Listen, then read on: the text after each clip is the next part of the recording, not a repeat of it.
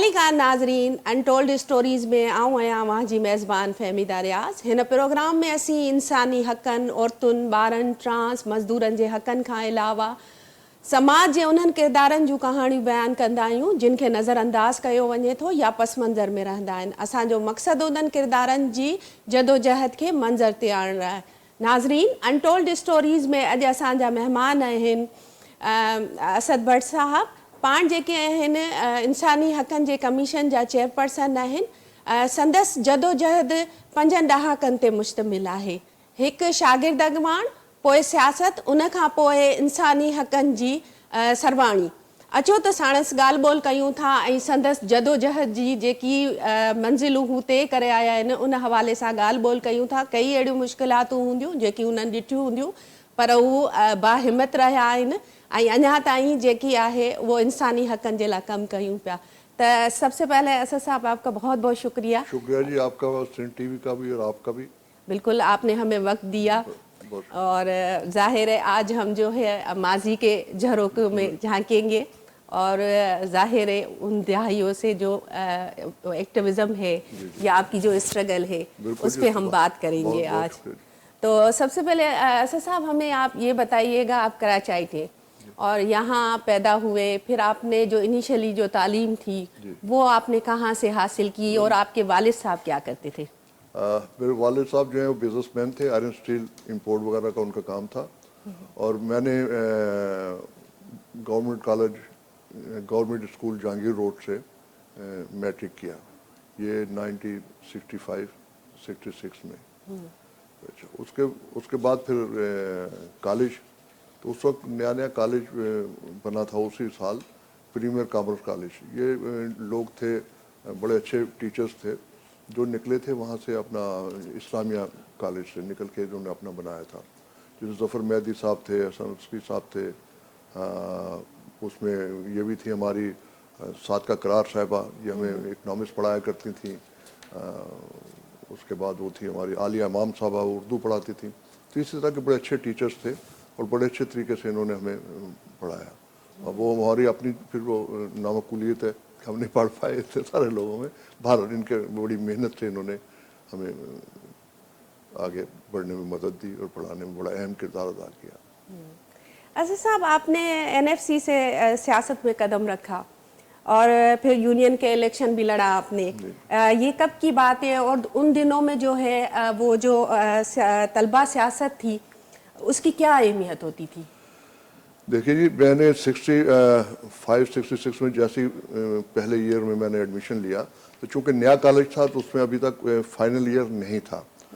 तो first year तक की क्लासेस थी, इंटर अपना फर्स्ट ईयर की। तो उसमें फिर ये हुआ कि उसमें, वरना आम तौर पे होता ही है कि फर्स्ट ईयर के लोगों को जो आते हैं मैट्रिक करके तो उनको इजाज़त नहीं होती कि वो इलेक्शन लड़ सकें, क्योंकि थे ही इतना महदूद। तो इसलिए इन्होंने परमिशन दी कि जॉइंट सेक्रेटरी जो है वो वहाँ से छोटी क्लास से भी इलेक्शन लड़ सकता है। तो मैंने कॉन्टेस्ट किया, तो उसमें फिर ये हुआ कि मेरे सबसे ज़्यादा वोट थे और मैं एनएसएफ के प्लेटफार्म से मैंने हिस्सा लिया इलेक्शन में। तो एनएसएफ की पूरी सपोर्ट थी। एनएसएफ का मैं वहाँ यूनिट सेक्रेटरी भी फिर मुकर्रर हुआ और बड़े अरसे तक मैंने एनएसएफ के लिए वहाँ पर काम करता रहा एज ए स्टूडेंट।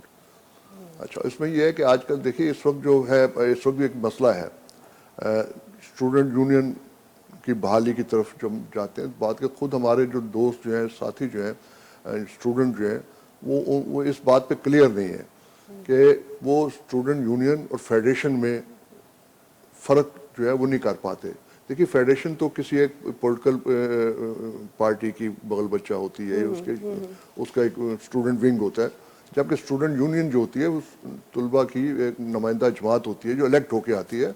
वो किसी जमात के भी हो सकते हैं, एक ओहदा किसी और जमात के पास होता है, दूसरे के पास भी हो सकता है।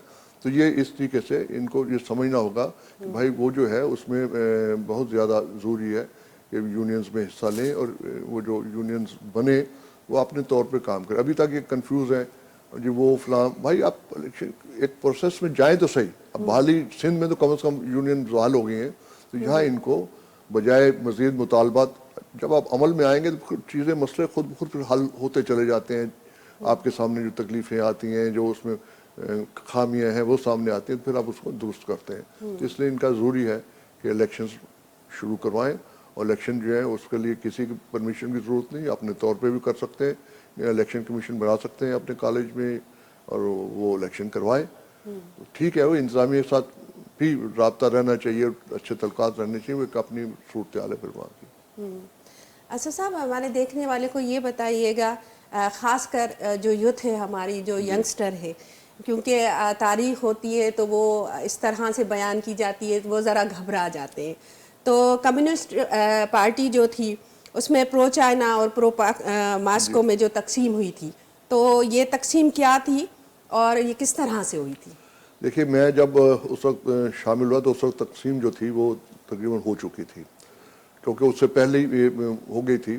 اس لیے ہم جو تھے، ہم اتفاق سے ہم لوگ جو پرو پیکنگ گروپ جو تھا این ایس ایف کا، ہم اس کے ساتھ تھے، اور دوسری سائڈ پہ پرو ماسکو گروپ تھا.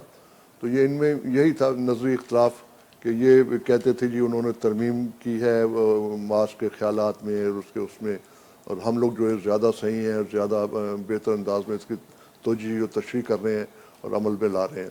تو اس بات پہ تھوڑا ان پہ درمیان اختلاف تھا، لیکن اختلاف ایسا بھی زیادہ نہیں تھا کہ کوئی ان کے درمیان کوئی ویسی لڑائی یا ویسا جھگڑا یا جس طرح عموماً پولیٹیکل پارٹیز کے درمیان ہوتا ہو. تو یہ اپنے اپنی جگہ وہ کام کر رہے تھے اور وہ اپنی جگہ کام کر رہے تھے. اچھا، اس میں بہت سارے لوگ جو ہیں وہ الزام دیتے ہیں فلانا ایسے تھا فلانا ایسے تھا لیڈرز کے بارے میں. دیکھیے، میں اس میں بالکل کلیئر ہوں کہ لیڈرشپ غلطیاں کی اس نے یقیناً، لیکن مالی کرپشن کسی میں نہیں تھا، خواہ کسی سائڈ پہ ادھر کے ہوں یا ادھر کے ہوں. اس میں کسی قسم کی مالی کرپشن ان کے اندر نہیں تھی. یہ غلطیاں کوئی بھی کر سکتے ہیں، انسان ہے، انہوں نے غلطی یا سوچ جو یا فکر جو ہے اس کا وہ آپ کے درمیان اختلاف ہو سکتا ہے، لیکن ایسا کوئی نہیں تھا. سارے دوست جو تھے بڑی ایمانداری سے، جو بھی جہاں پر بھی تھے ایمانداری سے کام کر رہے تھے، اور اسی لیے اس وقت سکسیسنس بھی حاصل ہوئی، کامیابی حاصل ہوئی. لیبر یونینز میں سارے لوگ جو تھے لیفٹ ونگز کے لوگ تھے، اسی طرح اسٹوڈنٹ پالیٹکس میں بھی بڑے ایکٹیولی، اور کراچی میں اس وقت 60 کالجز میں، جس میں موسٹلی کالجز جو تھے وہاں پر این ایس ایف جو تھی اس کے لوگ جیت کے آتے تھے، کیونکہ ایمانداری سے کام کرتے تھے، محنت سے کام کرتے تھے، لوگوں سے جڑے رہتے تھے. اسد صاحب ہمیں یہ بتائیے گا کہ آپ معراج محمد خان کے ساتھ تھے، انہوں نے پی پی پی میں شمولیت اختیار کی، تو آپ بھی ان کے ساتھ شامل ہوئے، تو یہ فیصلہ کیوں لیا گیا تھا؟ یہ معراج محمد خان صاحب کا فیصلہ نہیں تھا. یہ جو پارٹی تھی ہماری اس وقت، جو کمیونسٹ پارٹی کہہ لیں یا جو بھی ونگز تھا، مزدور قومی محاذ جو تھا، اس کا فیصلہ تھا.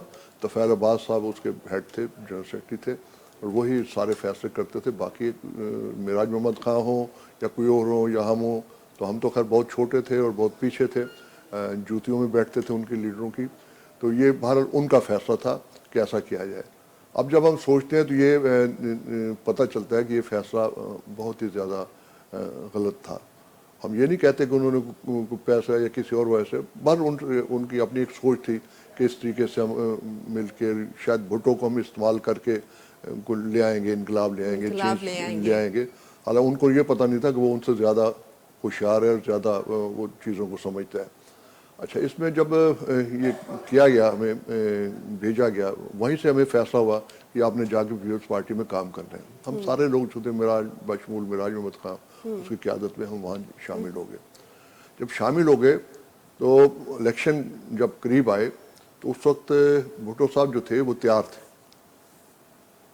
ہمارے لیفٹ ونگ کو 40-45 سیٹیں ایسی جو جیت سکتے تھے، ایزیلی نکل سکتی تھی، وہ دینے کے لیے تیار تھے. لیکن ہمارے جو لیڈران تھے کمیونسٹ پارٹی کے، انہوں نے طے کیا کہ نہیں جی، ہم الیکشن میں حصہ نہیں لیں گے. اب یہ غلطی تھی جو آج ہم سوچتے ہیں، اس وقت ہم بچے تھے، ٹھیک لگے ہوئے تھے، لیکن آج جب ہم سوچتے ہیں تو ایک بہت بڑی غلطی تھی. ایک طرف تو آپ لوگوں کو بھیج رہے ہیں پارلیمانی سیاست، دوسری طرف ہم کہہ رہے ہیں کہ ہم الیکشن میں حصہ نہیں لیں گے. تو یہ تضاد جو تھا، اس نے پھر لیفٹ کو کافی پھر نقصان پہنچایا.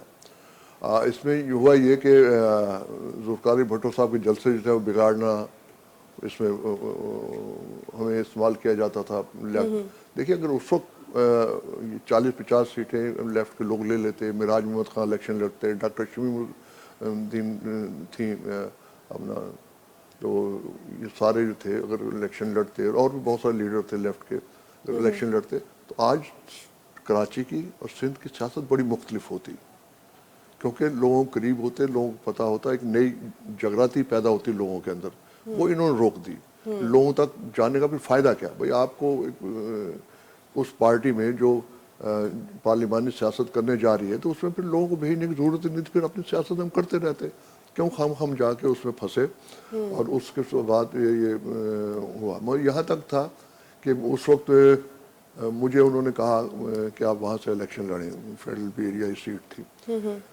تو ہم نے تو کہہ دیا کہ ہم ایک اور ساتھی تھے ہمارے فتح محمد سومرو وہ بعد میں کے سی کے لیبر لیڈر بھی رہے تو ان کو مجھے کہا گیا کہ آپ وہاں سے 2 سیٹیں بن رہی تھی اب لڑیں تو ہم نے کہا نہیں جی ہم تو پارٹی نے منع کر دیا ہم تو نہیں لڑ سکتے ہماری پارٹی کا فیصلہ ہے خیر ہم باہر نکلے تو وہاں باہر ایک چچا بیٹھے ہوئے تھے بارش تو ہم نے کہا سائیں آپ کیسے بیٹھے تو انہوں نے اپنے سندھی میں لہجے میں کہا جی میں ٹکٹ کے لیے بیٹھا ہوں مجھے الیکشن لڑائیں ہم نے کہا آ جاؤ بھائی میں نے پکڑا اندر لے گیا اس کو ٹکٹ دو بھائی ہم سپورٹ کریں گے اس کو تو یہ ہوا کہ اس وقت فیڈرل بی ایریا اور یہ سارا ایریا تھا جو باقاعدہ نیو کراچی وغیرہ جو رائٹ ونگرز کا گڑھ سمجھا جاتا تھا وہاں سے ہم نے اس شخص کو جتوایا محمد علی کبول صاحب جو تھے وہاں سے جیتے اور بڑے اچھے ووٹس لے کر جیتے اور جو ہمارے نیشنل اسمبلی کے کینڈیڈیٹ تھے وہ اپنے سیدھے پن کی وجہ سے میں پروفیسر غفور سے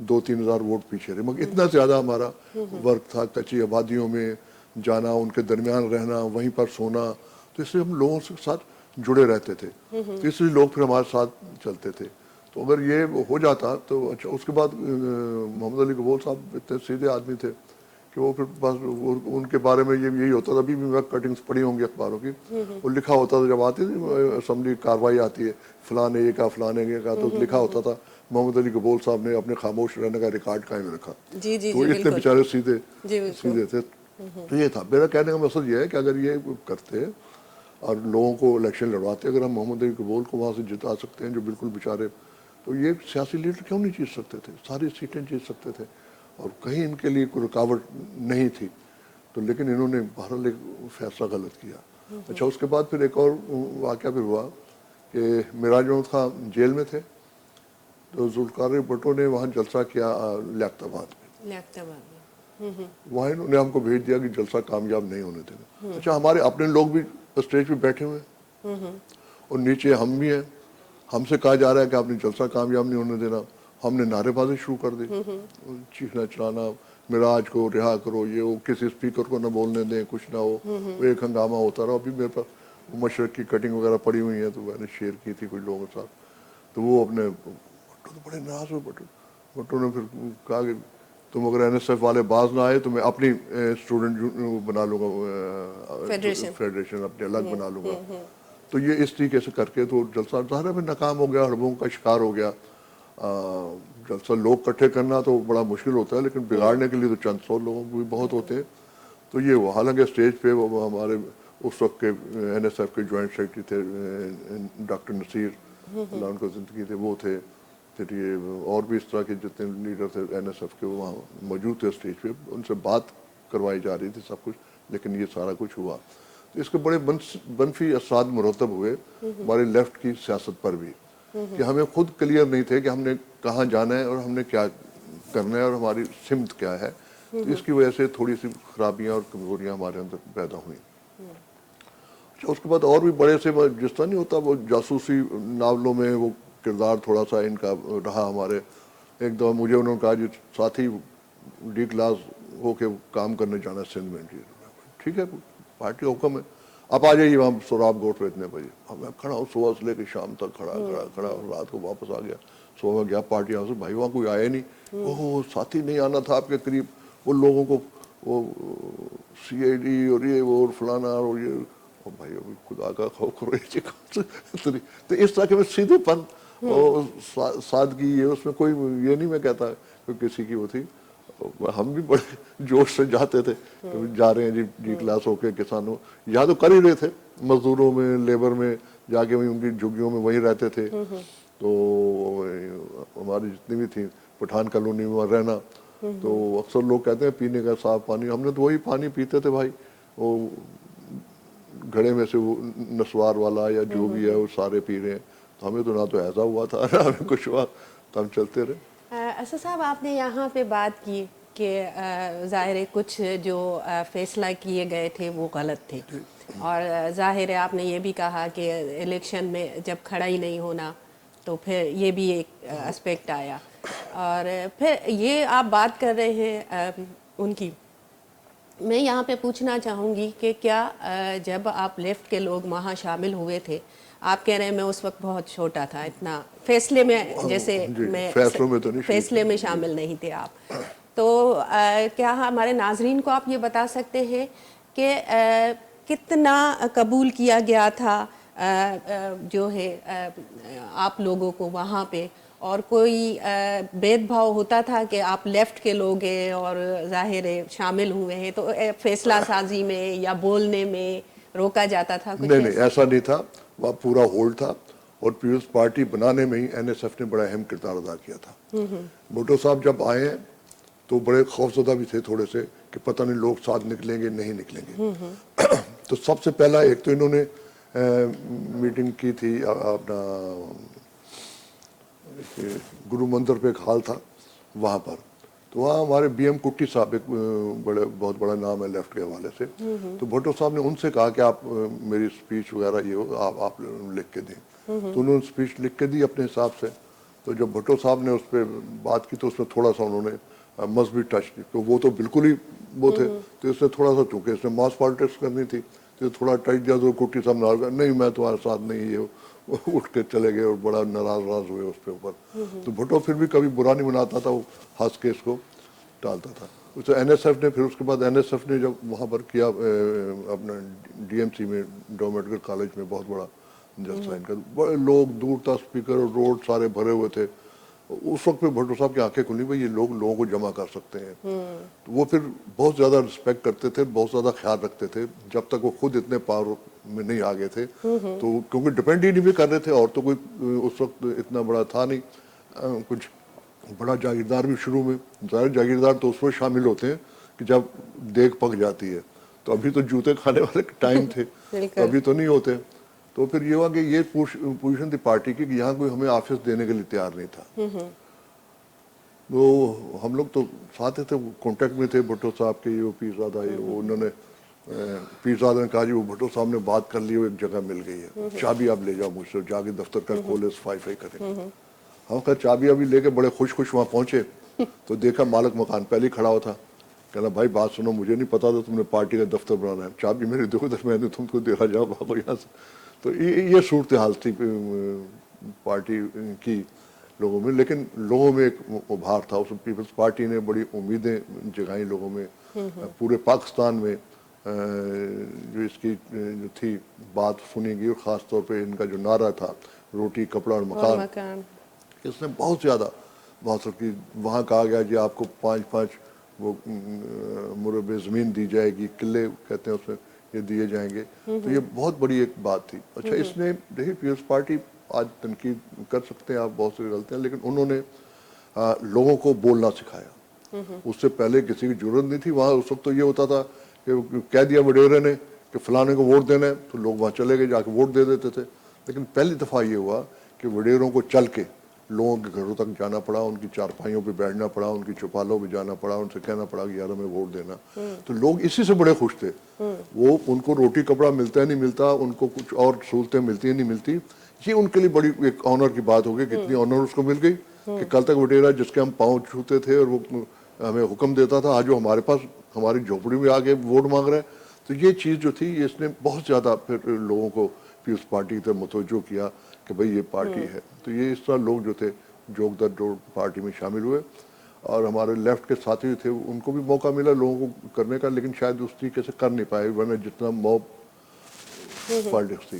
اچھا اس کے بعد انہوں نے کیا کہ ہم سے کہا ہے واپس آ جائیں، اب ہوتا یہ دیکھیے جو ایک آپ کی واپس اگر ہم جاتے ہیں تو وہاں تو گھٹنے والے سیاستیں سیل میٹنگز ہیں، چند لوگ ادھر بیٹھے ہیں، چند لوگ ادھر ہیں، ایک سیل وہاں چل رہا ہے، ایک سیل وہاں 10 12 12 یا 8 لوگ تو وہ چل رہے ہیں، اب یہاں ماس میں جب ہم لوگ آئے تو یہاں لاکھوں کے مجمع، اب لاکھوں لوگ ہمارے کانٹیکٹ میں آئے.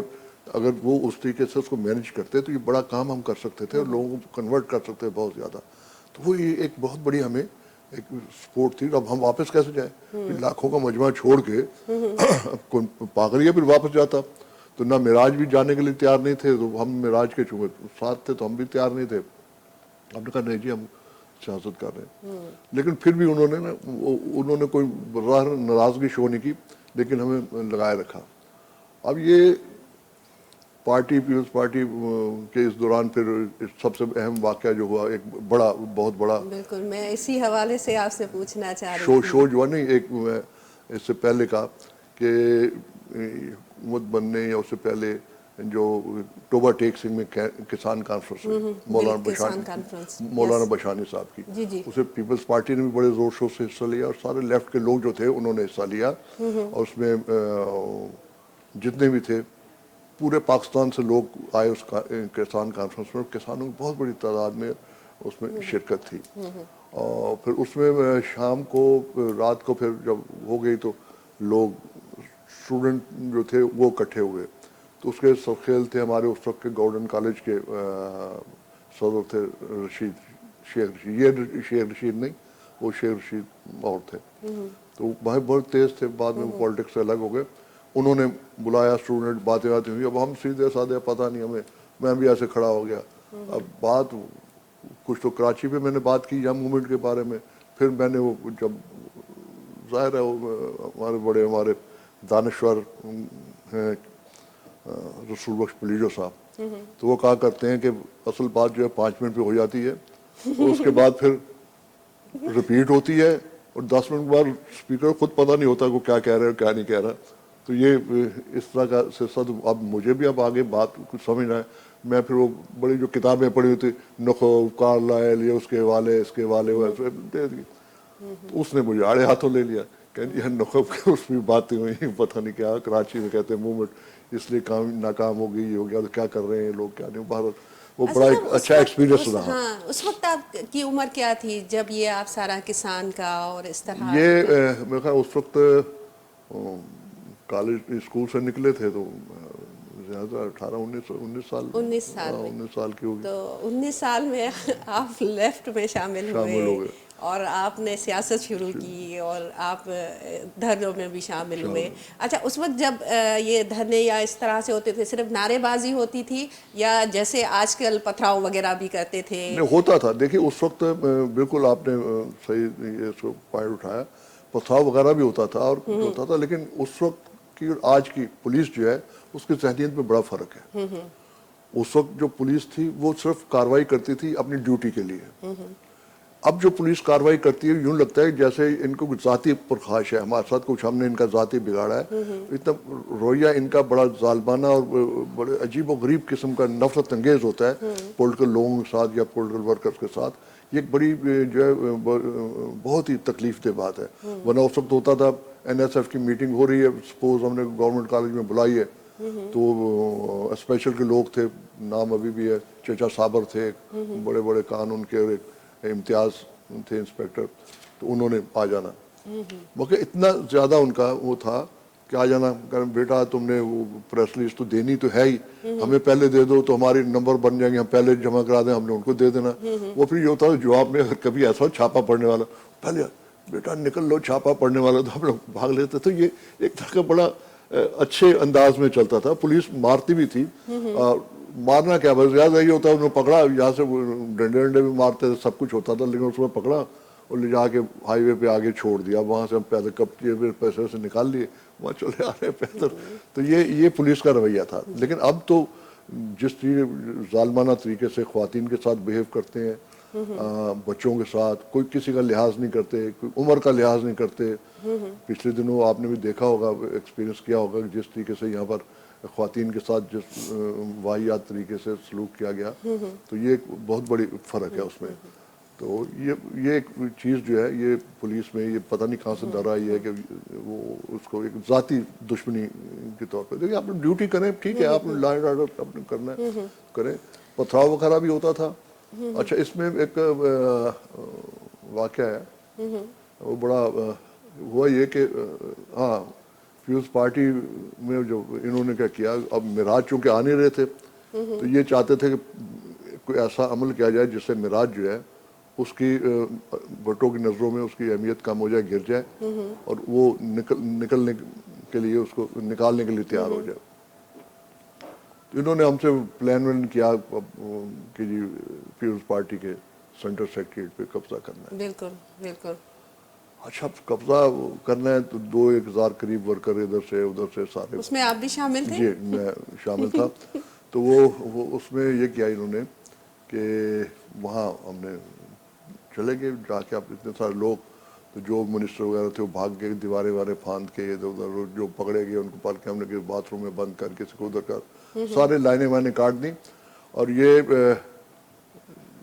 جب اسی دن بھٹو صاحب نے جتنے فارغ کورسپونڈنٹ ہیں ان کو وہاں پر لاڑکانہ میں مدعو کیا ہوا تھا.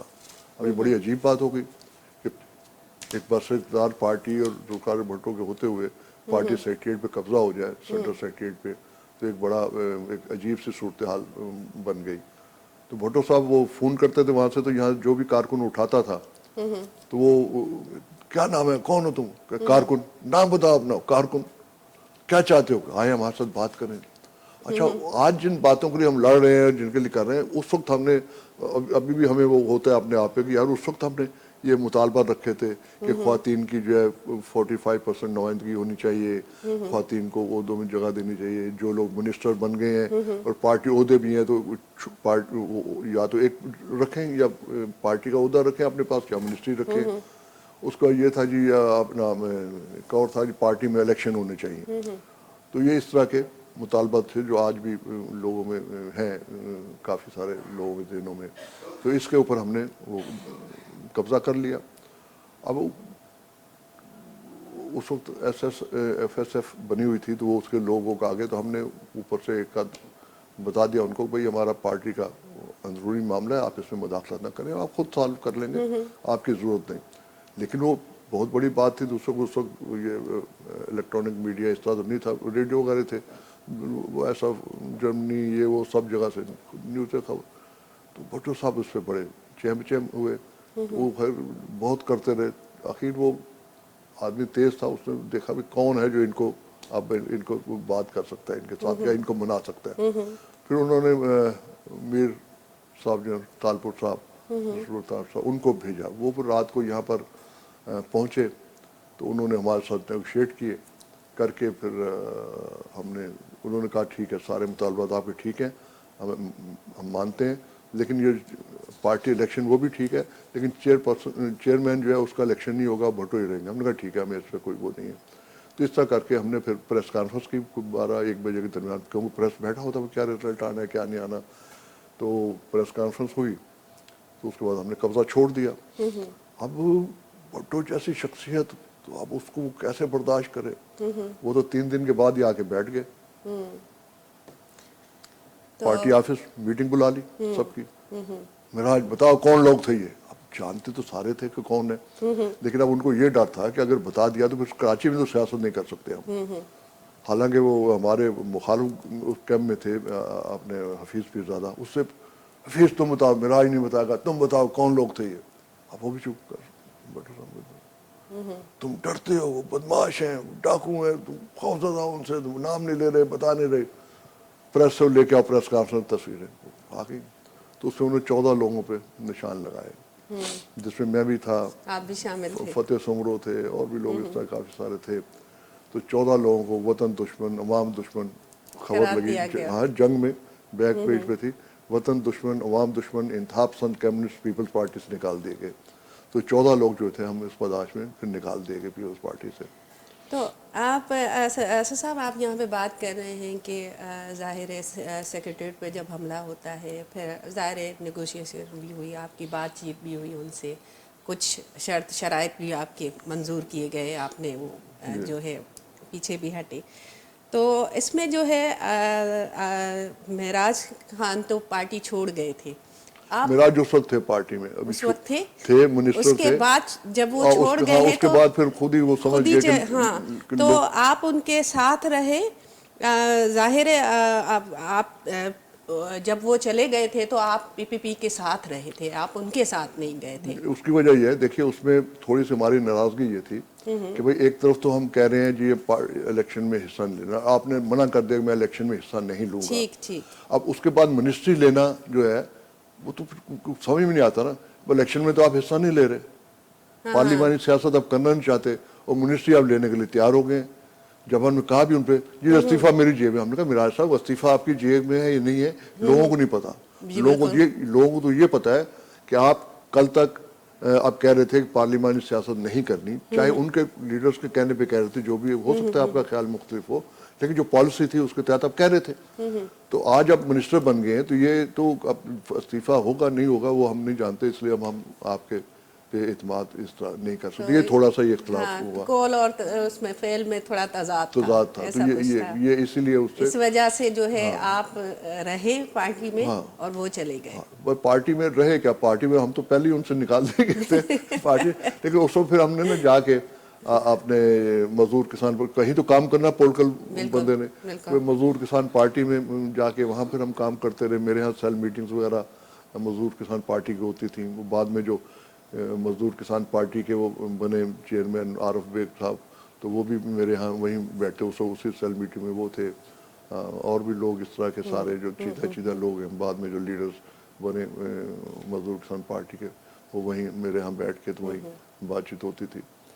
تو یہ سلسلہ رہا.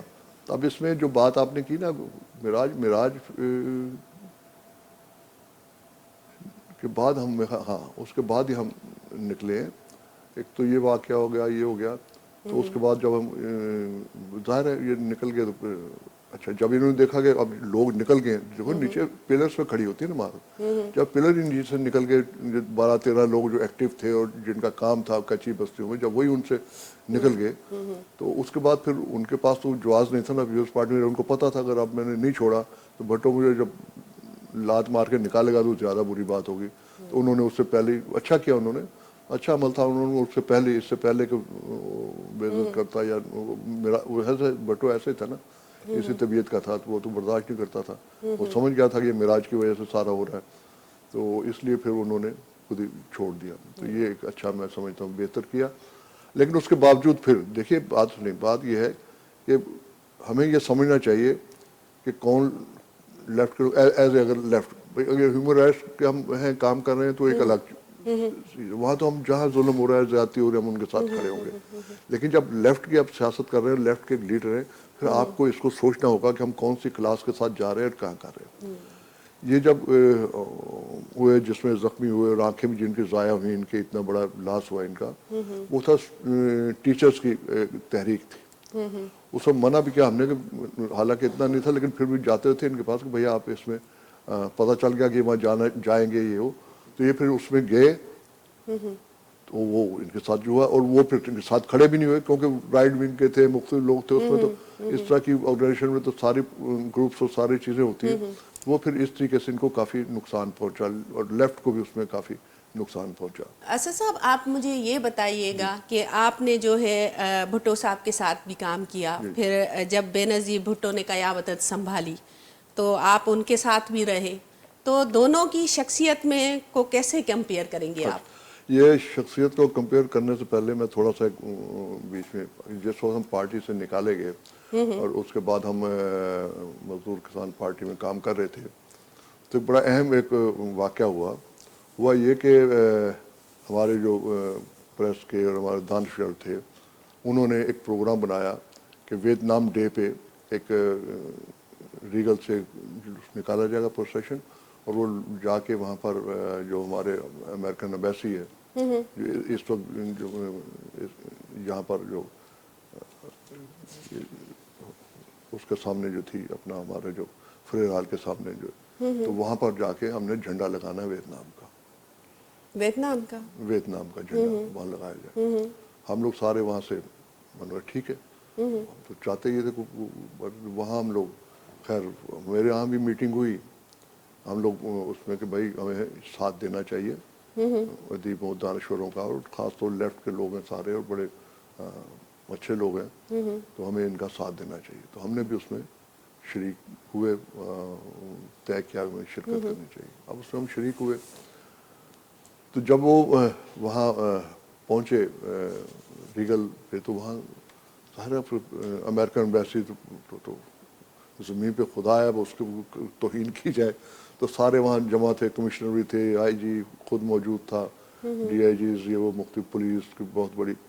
تو یہ سارے جتنے دانشور پہنچے, شوکت صدیقی صاحب تھے, جون علیہ, انعام تورانی, اور بھی جو اس وقت بڑے بڑے لوگ تھے. تو یہ سارے وہاں پر اپنا جب جمع تھے. وہ بات چیت ہو رہی تھی, جھنڈا لگانا چاہ رہے تھے اور لگانے نہیں دے رہے تھے.